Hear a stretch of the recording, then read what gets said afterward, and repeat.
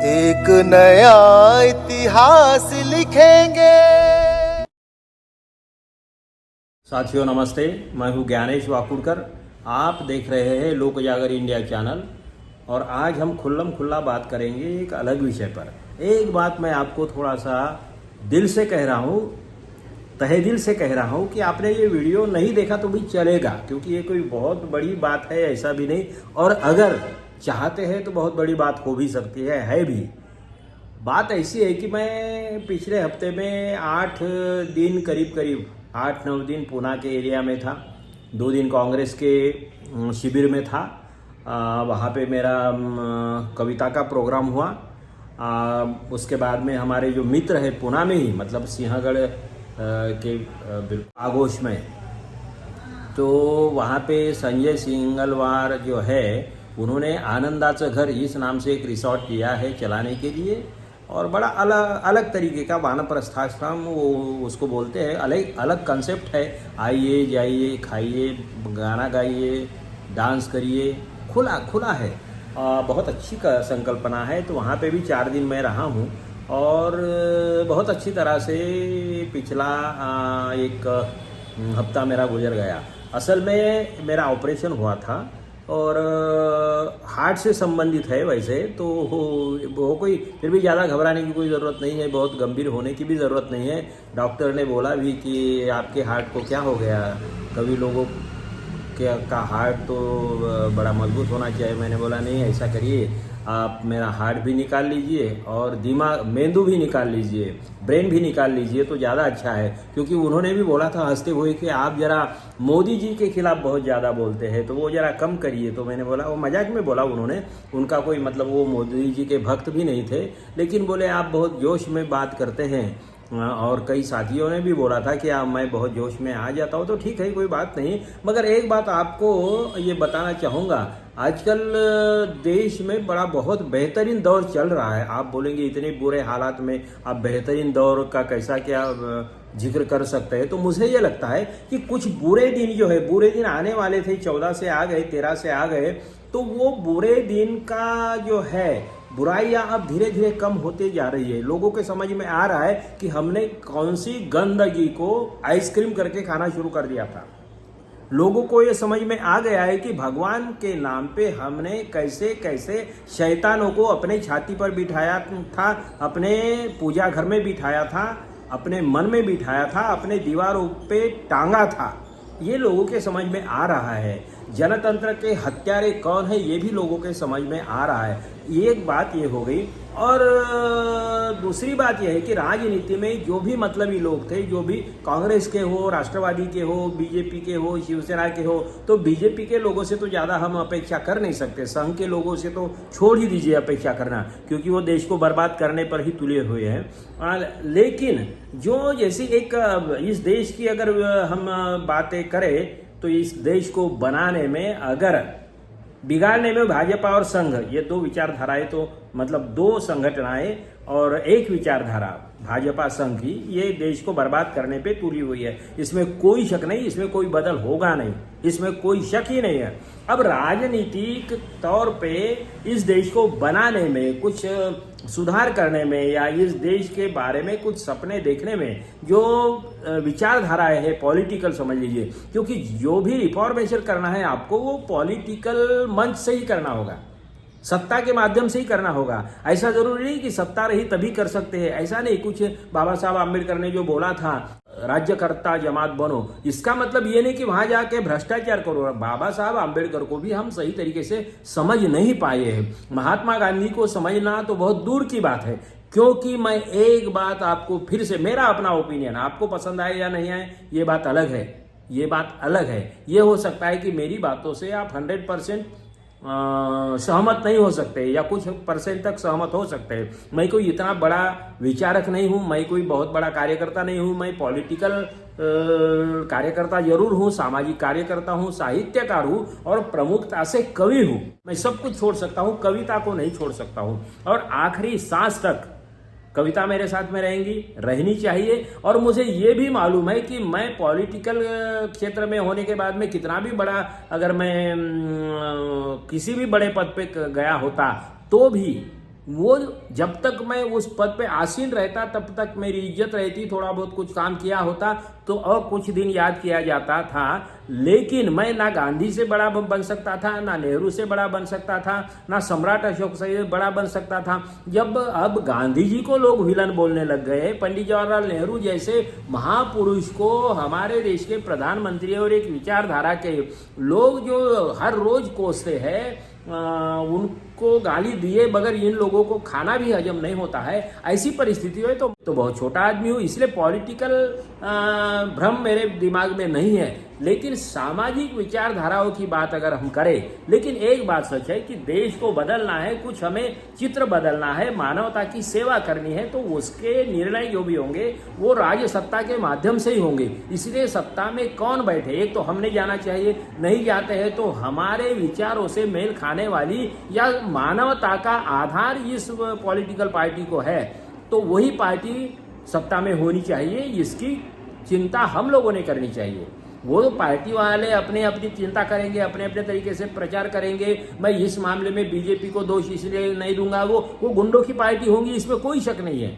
वो विकृत लोगों का जमावड़ा है, इसमें कोई शक नहीं है। लेकिन वो जनतंत्र ने उनको अधिकार दे दिया है, क्योंकि उन पर बयान नहीं है। रजिस्टर्ड पार्टी है बीजेपी। संघ ये ठीक है कि रजिस्टर्ड नहीं है, इसलिए वो बोगस भी है, क्योंकि समाज विरोधी काम करते हैं, जनतंत्र विरोधी काम करते हैं, आज़ादी के विरोध में काम करते हैं, राष्ट्रहित के विरोध में काम करते हैं, मानवता के विरोध में काम करते हैं। इसीलिए, लेकिन उन पे बयान नहीं है अब तक, तो इसलिए हम भी उनको क्या बोल सकते हैं। अभी तो सत्ता ही उनकी है। मैं ये कह रहा था कि देश में आज की परिस्थिति में प्रमुख 4 पार्टियां या 4 विचारधारा है। एक तो सबसे बड़ी कांग्रेस है, सबसे बड़ी पार्टी भी है, गांधी नेहरू की पार्टी है। इस पार्टी सुभाष चंद्र बोस भी कुछ समय उस पार्टी में थे। सुभाष चंद्र बोस भी अध्यक्ष पद के लिए भी ये थे, और भी कई लोग हैं, बड़े बड़े नेता थे। लेकिन मुझे बीएसपी और वाम से जैसे लोगों पे बड़ा तरस आता है। ये लोग एक तो विकृति के करीब करीब बराबर है, विकृति के बराबर है। संघ के बाद में उन्हीं का नंबर आएगा, क्योंकि वो गांधी को गाली देते हैं। आज़ादी नहीं मिली होती देश को तो भाई तुम्हारी पार्टी कहाँ यहाँ होती यार, कहाँ होते, क्यों भ्रम में लगा रहते हो। ये लोग ना आम्बेडकरवादी है, ना शाहूवादी है, ना फुलेवादी है। क्योंकि जो इंसान से द्वेष करता है वो आदमी संघ का हो या बामसेप का हो या बीएसपी का हो या आरपीआई का हो या कांग्रेस का हो या किसी कम्युनिस्ट पार्टी का हो, वो आदमी इंसान नहीं है। जो इंसानों से द्वेष करता है वो आदमी इंसान नहीं है, वो जानवर है या शैतान है। तो कहने का मतलब क्या है कि बामसेप और बीएसपी, इनकी विचारधारा में जो विकृति आई हुई है, वो नाम तो फुले शाह आम्बेडकर, बाबा साहब आम्बेडकर का बहाना करते हैं, मगर बाबा साहब आम्बेडकर उनको समझ में नहीं आए। बुद्ध की बात करते हैं, मगर बुद्ध तो दूर दूर तक इनका कोई संबंध नहीं है, दूर दूर तक बामसेप का और बीएसपी का कोई संबंध ही नहीं है। अब रही आम्बेडकरवादियों की बात, तो आम्बेडकरवादी भी बाबा साहब आम्बेडकर की महानता के मामले में कोई सवाल नहीं है। इस देश में अगर विचारधारा की बात करें, सामाजिक और धार्मिक विचारधारा की बात करें, तो बुद्ध के फिलॉसॉफी के बराबर दूसरी कोई फिलॉसॉफी है ऐसा मुझे नहीं लगता है। बुद्ध इज द बेस्ट आज की पोजीशन में। कल क्या होगा मुझे नहीं मालूम, क्योंकि मैं इतना बड़ा चिंतक नहीं हूं, लेकिन आज तक तो बुद्ध की विचारधारा सर्वश्रेष्ठ है। और बुद्ध की लाइन पर चलने वाला कौन है, तो हम बाबा साहब का नाम लेते हैं, तो बाबा साहब अलग लाइन में है। बाबा साहब ने बुद्ध की विचारधारा को कहीं कुछ जगह पे छेद भी दिया है, मतलब उनका इंटेंशन गलत नहीं था, इंटेंशन गलत नहीं है, ये समझ लीजिए। क्योंकि हर समय में वो तात्कालिक परिस्थिति में बुद्ध ने क्या बोला था और आज की परिस्थिति में क्या जरूरत है, तो उसमें क्या चेंजेस करना है, तो इस टाइप से बाबा साहब आम्बेडकर ने किया है। बुद्ध हानि त्यागा धम्म में, और बाबा साहब आम्बेडकर ने धर्मांतर के समय में जो 22 प्रतिज्ञाएं दी, तो असल में 22 प्रतिज्ञाएं देने के पीछे उनका उद्देश्य बहुत सीधा सीधा था। वो कोई बुद्ध ये, लेकिन 22 प्रतिज्ञाएं बुद्ध के ओरिजिनल तत्वज्ञान से मेल नहीं खाती है। क्योंकि बुद्ध क्या खुद बोलते हैं कि भाई आप पहले सोचो, हर बारे में सोचो, विचार करो, और आपको पसंद है तो ही उसको फॉलो करो, जबरदस्ती से किसी की बात मानो मत। लेकिन प्रतिज्ञा जब हम किसी को भी देते हैं, बाबा साहब दे या कोई और भी दे, प्रतिज्ञा देते हैं, तो आपके विचारों पे बंधन आ जाता है कि हम मानते हैं, हम ये प्रतिज्ञा करते हैं, हम ये वचन लेते हैं, वगैरह वगैरह। इसका मतलब क्या है कि बुद्ध की मूल विचारधारा से हम ये बातें मेल नहीं खाती। लेकिन बाबा साहब का उद्देश्य गलत नहीं था, बाबा साहब का उद्देश्य बुद्ध को क्रॉस करने का नहीं था। उनके पीछे जो समाज जाने वाला था उनको क्लियर कट कुछ चीजें बताना उनके लिए जरूरी था।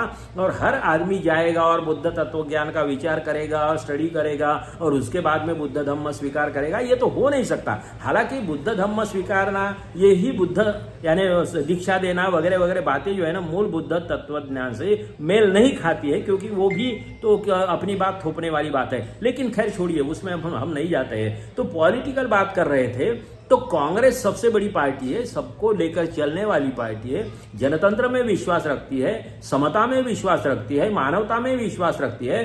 कांग्रेस यही एक पार्टी है कि जिनके पास में थोड़ा तत्वज्ञान गलत है, होगा, हो सकता है, नेताओं की गलतियां बहुत सारी हो गई, इसमें भी कोई शक नहीं है। लेकिन कांग्रेस के पास में एक सकारात्मक विचार है, सकारात्मक सोच है। महात्मा गांधी, पंडित जवाहरलाल नेहरू, सरदार वल्लभ भाई पटेल, लाल बहादुर शास्त्री जी और भी कई सारे नेता थे। सुभाष चंद्र बोस भी कांग्रेस से संबंधित थे। बाबा साहब अम्बेडकर ने अलग पार्टियां बनाई थी, पहले एक पार्टी बनाई, फिर वो उनको क्या उसमें प्रॉब्लम आ गया, फिर दूसरी पार्टी बनाई, फिर तीसरी पार्टी बनाने की उन्होंने सोची थी, जिसका नाम आरपीआई रखने वाले थे वो बाबा साहब अम्बेडकर, और कुछ दिन रहते। लेकिन हालांकि उनको ये समझ में आ गया था कि बाहर रह के मैं कुछ कर नहीं पाऊंगा, और इसलिए कांग्रेस के मंत्रिमंडल में शामिल भी हुए थे। वो बातें अलग है, वो परिस्थिति सापेक्ष है, इसमें ज्यादा इमोशनल होने की जरूरत नहीं है। कांग्रेस का क्रेडिट जो कांग्रेस को देना चाहिए, बाबा साहब का क्रेडिट बाबा साहब को देना चाहिए। संविधान बनाने का क्रेडिट जो है वो जो अभी राहुल गांधी ने बोला है उस पर भी लोगों ने विचार करना चाहिए। तो मैं जो बोल रहा था, कांग्रेस एक विचारधारा है, भाजपा तो विकृति है। भाजपा को मैं विचारधारा नहीं मानता हूं, वो विकृति है। संघ और भाजपा ये विकृति है। तो विचारधारा वाली कांग्रेस है, दूसरी समाजवाद एक विचारधारा है, तीसरी आम्बेडकरवाद एक विचारधारा है। पॉलिटिकल हिसाब से वो भी, उन्होंने भी कुछ रखा है तत्वज्ञान। अब लोगों को पसंद आए नहीं आए, नेताओं की गलतियों की वजह से वो टूट टूट कर इतने सारे टुकड़े हो गए, 50 टुकड़े हो गए, और किसी का किसी से तालमेल नहीं है, ये बात है। और कम्युनिस्ट पार्टी एक विचारधारा है। तो मेरा इन सभी से थोड़ा बहुत संबंध आया है। अभी इतने में मुझे खुशी इस बात की हो रही कि आम्बेडकरवाद पे भी हम बहुत खुलकर बातें कर रहे हैं। फेसबुक पर पे करते हैं, यूट्यूब पे करते हैं, मैं तो कम से कम करता हूं। मैं खुले मन से भी, हजारों लोगों के मंच में आम्बेडकरवादी ने मुझे बुलाया है। मैं जब शिवसेना का जिला प्रमुख था तब भी मुझे आम्बेडकरवादी मंच पे बुलाया जाता था, और मुझे गर्व है, मैं विश्वास के साथ में बोलता हूं कि तब भी मैंने हिंदुत्व की बात की तो तुकाराम, तुकडोजी महाराज, गाडगे महाराज, कबीर, यही हिंदुत्व की बात करता था, मतलब मानवता की बात करता था। मेरे समय में, मेरे होते हुए नागपुर में एक भी दंगा नहीं हुआ है, ये मैं गर्व के साथ में बोलता हूं। मंडल आयोग के लिए मैंने शिवसेना छोड़ी है। मुस्लिमों के खिलाफ मेरी एक भी स्टेटमेंट नहीं है, मैं शिवसेना का जिला प्रमुख होने के बावजूद। दलितों के खिलाफ मेरा एक भी स्टेटमेंट नहीं है। हाँ, मैंने चिकित्सा हर बात की है, आज भी करता हूं, और मुझे गर्व है, मुझे फक्र है कि मेरे वॉल पे आके बहुत ज्यादा अनशन कोई बकता नहीं है। संघ के कुछ लोग आते हैं, आम्बेडकरवादी भी कुछ आते हैं, कुछ अलग विचार प्रवाह के होते हैं, नेचुरली वो अपना मत रखते हैं, मेरे मतों को क्रॉस भी करते हैं, मगर ये तो चर्चा की बात है, बहुत अच्छी भी चर्चा होती है। और मुझे खुशी है कि वो भी आजकल समझने लग गए, वो भी सोचने लग गए। सोच की प्रक्रिया होनी चाहिए। बुद्ध के पास में जाना है तो हमें आत्मचिंतन करना होगा, दूसरे के विचारों को सुनना होगा, दूसरे के विचार सुनकर हमें सोचना होगा, और सोचने के बाद में अच्छा क्या है, बुरा क्या है, ये देखकर आगे बढ़ना होगा। और इस लाइन में अगर सबसे बेहतर मॉडल अगर हमारे पास में कोई है तो बुद्ध के बाद में मैं महात्मा गांधी को मानता हूं। माफ करिए, आप समझ लीजिए, मेरी बात को समझ लीजिए। ये मेरे अपने विचार है, मैंने किताब में भी लिखा है, ये ऐसा नहीं छुप के कोई बात करने वाली बात नहीं है। मैं तो खुले आम मैंने लिखा भी है। मुझे भगवान बुद्ध के बाद में महात्मा गांधी अपने लगते हैं, नजदीक लगते हैं, क्योंकि मैं गांधी जी को प्रैक्टिकल बुद्धा समझता हूं। हालांकि कुछ लोग इससे नाराज हो जाएंगे, कुछ लोगों को पसंद नहीं आएगा, मगर मेरे हिसाब से मेरे अपने विचार है। आप इसमें रख सकते हैं, अपने विचार इसमें दे सकते हैं, कोई बात नहीं है। हम चर्चा कर सकते हैं, हमको इतने पंडित नहीं है, और इस दुनिया में कोई भी परिपूर्ण नहीं है या जिसकी विचारधारा अंतिम सत्य है, ऐसा कुछ नहीं होता है दुनिया में। ऐसा अंतिम सत्य नाम की कोई चीज नहीं है। क्योंकि उसके भी अलग अलग एंगल होते हैं। तो खैर छोड़िए, मैं जो बोल रहा था तो मुझे खुशी इस बात की हो रही कि अभी मेरा जो बीच में जो मैंने बताया था कि मेरा ऑपरेशन भी हुआ और उसकी वजह से मेरे 4-5 महीने घर में ही गए। अब 1 महीने से मैं थोड़ा बहुत बाहर निकलना शुरू कर दिया मैंने। 1 महीना भी नहीं बोल सकते, मगर बीच बीच में निकला हूँ। अभी पहला एक लंबा पैच 7-8 दिन का दौरा मेरा पूना में हुआ। कविता के प्रोग्राम भी मेरे बहुत अब अलग अलग जगह पे फिर से शुरू हो गए हैं। अभी तो 7-8 जगह पे तारीखें अभी तय हुई है, बुक हुई है। कई जगह पे लोगों ने पूछना शुरू कर दिया है, सखे साजनी इस नाम से ही कार्यक्रम करूँगा या कहीं जगह पे जहाँ सखे साजनी पहले से हो गया है और लोगों की अगर इच्छा है तो फिर सखे साजनी 2 जो है ये प्रोग्राम करूँगा।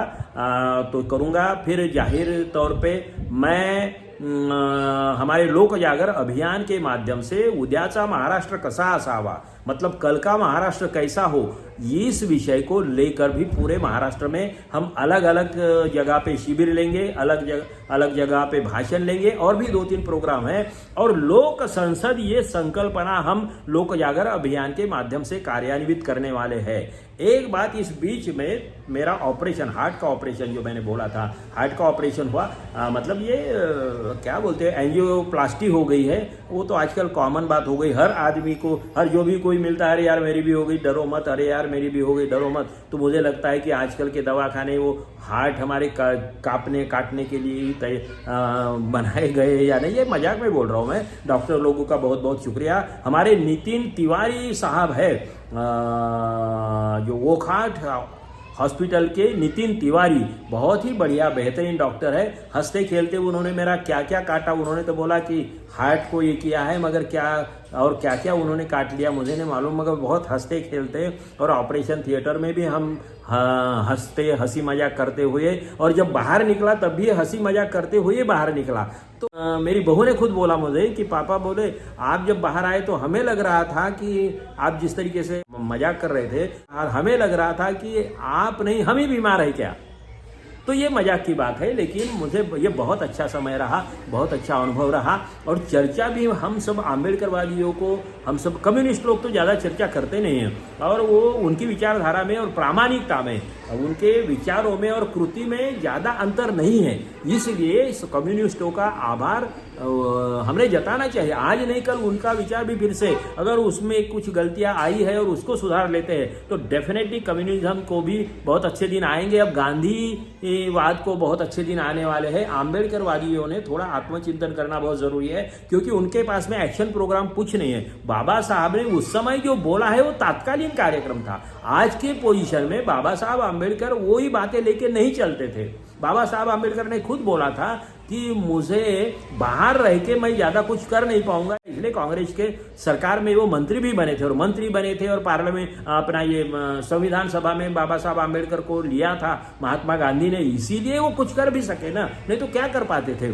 या शिवाजी महाराज आज अगर होते तो शिवाजी महाराज क्या घोड़ा और तलवार लेके घूमते थे क्या? शिवाजी महाराज को भी नए तरीके से सोचना पड़ता था। तो मेरी आम्बेडकरवादी भाइयों से, साथियों से, क्योंकि ये मुझे समविचारी लगते हैं, कुछ हद तक उनमें थोड़ा सा आक्रामकता है, एग्रेसिवनेस है, तो उसकी भी कुछ वजह है। उन पे हजारों साल से जो अन्याय अत्याचार हुए हैं उनके, इसीलिए उनको लगता है कि हर आदमी ही गलत है, हर आदमी चोर है, हर आदमी हमारा बुरा चाहता है, ऐसा उनके मन में भ्रम आ गया है। तो वो निकलने के लिए समय जाएगा। और इसीलिए महात्मा गांधी ने बोला था, वो जो गाल पे तमाचा मारने वाली जो बात थी ना, महात्मा गांधी ने उसी संदर्भ में बोला था कि किसी ने उनको बोला था कि वो दलित समाज के बारे में ही पूछा था, तो उन्होंने बोला था कि वो अगर मेरे गाल पे तमाचा भी मार दे, एक तमाचा मार दे, उन पे इतना अन्याय हुआ है कि वो अगर मेरी गाल पे तमाचा मार दे तो मैं दूसरा गाल सामने करूंगा। लेकिन ताज्जुब की बात है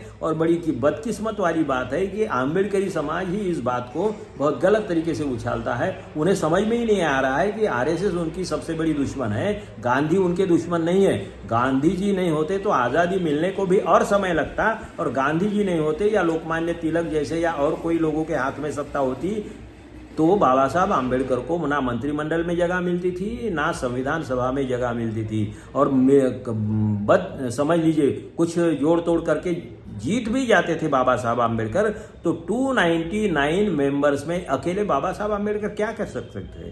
तो कांग्रेस का समर्थन नहीं होता तो ये संविधान नहीं होता। इसलिए राहुल गांधी ने बोला वो सही बोला, उसको गलत मत समझिए। मेरा कहना ये है, आज का वीडियो लंबा है तो मैंने पहले ही बोल दिया आपको कि आपने ये नहीं देखा तो भी चलेगा, आपका समय बर्बाद होता है तो अच्छा नहीं लगेगा मुझे, लेकिन थोड़ी मुक्त चर्चा ही करनी थी मुझे।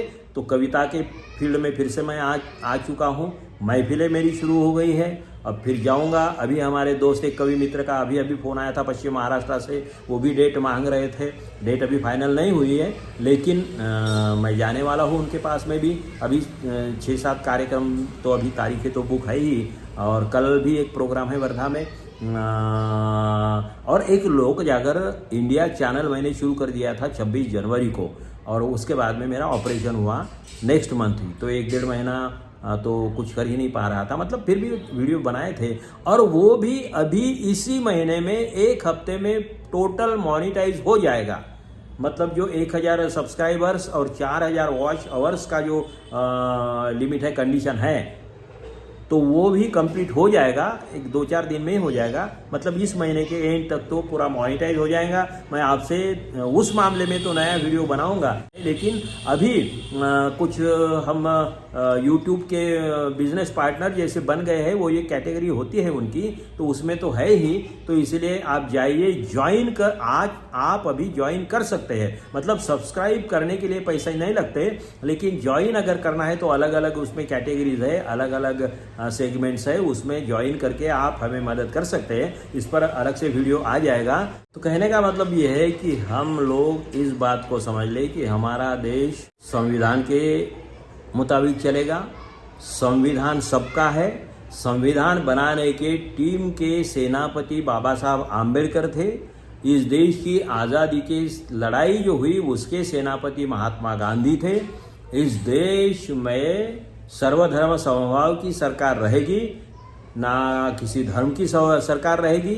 और अभी जो हिंदू राष्ट्र की बात कर रहे हैं, ये लोग हिंदू नहीं है, ये हिंदुत्व के नाम पर आतंकवादी है, तालिबानी है, गोडसेवादी है, वर्णवादी है। इसीलिए हिंदू धर्म के मामले में डिफाइन करते समय सरसकट हिंदू धर्म को गालियां ना दे, क्योंकि स्वामी विवेकानंद भी इसी धर्म से आते हैं, संत ज्ञानेश्वर भी इसी धर्म से आते हैं, तुकाराम महाराज, तुकडोजी महाराज भी इसी धर्म से आते हैं, गाडगे महाराज भी इसी धर्म से आते हैं। और खुद बाबा साहब आम्बेडकर ने भी बोला था कि मैं हिंदू धर्म में पैदा हुआ हूँ, लेकिन हिंदू धर्म में मरूंगा नहीं। ये बात की है। अगर ये सुधारना कर लेते उस समय के लोग, तो बाबा साहब आम्बेडकर भी हिंदू करके ही रहे होते और हिंदू करके ही इस दुनिया से चल दिए होते। तो कहने का मतलब क्या है कि हिंदू विचारधारा विशाल महासागर जैसी है, उसमें त्रुटियां है। तो त्रुटियां तो हर धर्म में होती है। इस भ्रम में ना रहे कि हमारे धर्म में कोई त्रुटियां नहीं है करके। वो बुद्ध ने क्या बताया है, तो स्वामी विवेकानंद ने क्या बताया, गांधी जी ने क्या बताया, ये बातों को छोड़ दीजिए। बाद में आने वाले लोग उसको उस विचारधारा को प्रदूषित करते ही है। तो हम ये सोच समझ कर चले, एक दूसरे का द्वेष ना करें और लोक जागर इंडिया को ज्वाइन करें। तो ज्वाइन करने के लिए वहाँ पे ज्वाइन का बटन आएगा, दबाइए, तो हमारे अलग अलग प्लान सामने आएंगे। लोक संसद एक नया कंसेप्ट लेकर हम आपके साथ में आ रहे हैं। लोक जागर आएगा। कल का महाराष्ट्र कैसा होगा, ये प्रोग्राम लेकर भी आने वाले हैं। पूरे महाराष्ट्र में घूमेंगे। आपका सहयोग चाहिए, आपका साथ चाहिए। जहाँ भी आप हमारे विचार सुनना चाहते हैं, हमें बुलाइए, हमें याद करिए। लोक जागर इंडिया को सहकार्य करिए तन मन धन से, और लाइक करिए, शेयर करिए। आप देखते रहिए लोक जागर इंडिया चैनल। धन्यवाद। आने वाला कल है, यही मेरे देश का कल है। एक नया इतिहास लिखेंगे।